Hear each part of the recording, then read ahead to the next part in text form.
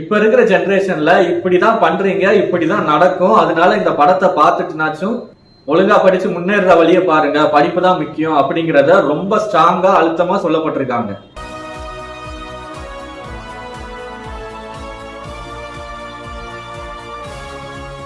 Youth, அதாவது 3 பொண்ணுங்களோட காதல் கதை.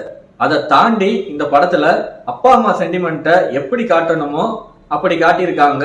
அது இந்த படத்துக்கு ஒரு மிகப்பெரிய பிளஸ் பாயிண்டா அமையுது. இந்த படத்துல ரொம்ப டிஃபரெண்டான விஷயங்கள்லாம் வச்சிருக்காங்க.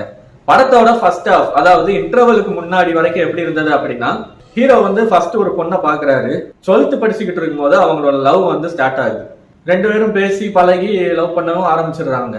ஆனா அந்த பொண்ணு ஒரு வாரம் அவங்க அப்பா கூட பாட்டிக்கு உடம்பு சரியில்லை அப்படின்னு ஊருக்கு போயிருது.